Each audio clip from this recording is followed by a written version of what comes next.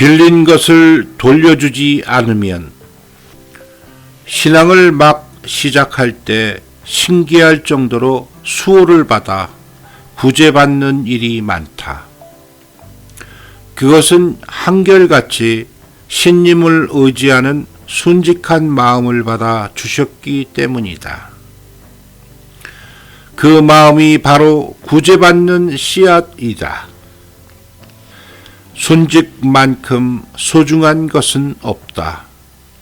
그리고 교조 존명의 일위가 활동해 주시지 않아서는 구제받을 수 없다.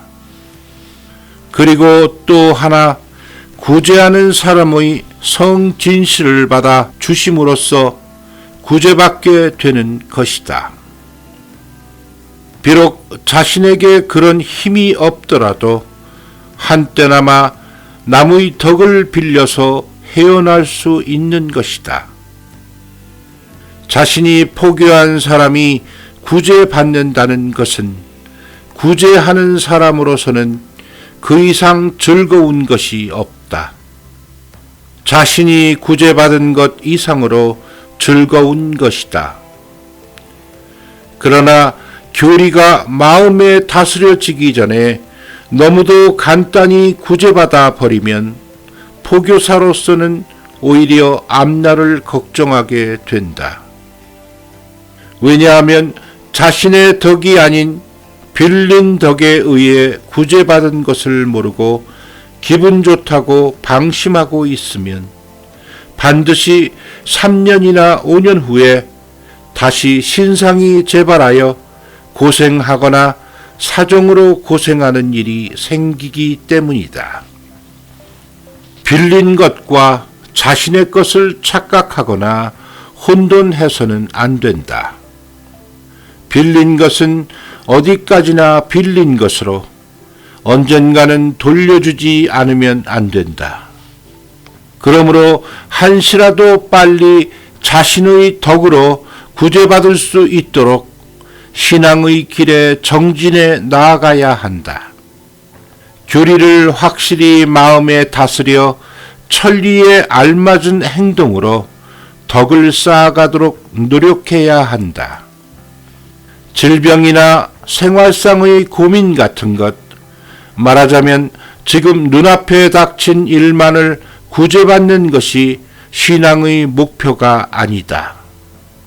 불행이나 재난과 같은 결코 탐탐치 않은 현실을 만들어낸 원인, 그것이 인연이므로 그 뿌리부터 뽑아내어 자신을 바꾸기 위해서는 자신을 되돌아보면서 신님을 응시하며 진실한 승부를 향해 나아가야 한다. 이것이 신앙의 길이다. 그 인연을 끊는 길로 나아가게 하기 위하여 일시적인 어려움을 수월하게 지날 수 있도록 수호해 주시는 것이 어버이 신님의 자비이다. 그것이 신앙을 막 시작할 때 보여주시는 신기한 수호의 모습이다. 마치 빚을 보류해 주는 것 같은 것이다. 3년 혹은 5년 정도 보류해 주고 있는 동안에 빚을 갚을 수 있도록 노력을 하지 않으면 안 된다. 그렇지 않으면 앞으로 어찌할 도리가 없는 일을 당하게 될지 모르기 때문이다. 빚을 보류해 주는 것과 면제해 주는 것은 분명히 다르다. 인연이란 빚과 같은 것이라고 깨달아도 좋다. 사람에 대한 빚도 있지만 하늘에 대한 빚도 있다. 갚지 않는 한 빚쟁이에게 쫓겨다니며 욕을 얻어먹게 된다. 마음의 빚쟁이가 몸을 괴롭힌다. 내 마음 하나가 뿌린 씨앗이 시간이 지남에 따라 자기 자신을 괴롭히게 된다는 의미이다. 거기까지 가기 전에 미리 빚을 갚고 인연 납소를 하자. 응분의 보상을 하도록 하자. 그렇게 하면 빚쟁이도 오지 않을 뿐더러 나타나는 모습도 바뀌어 어둠을 헤치고 밝은 세상으로 나온 것과 같은 즐거움을 누릴 수 있게 된다. 인연을 납수한 것만으로 끝난 것은 아니다. 빚을 갚은 다음엔 저금이 필요하다. 덕이 필요한 것이다.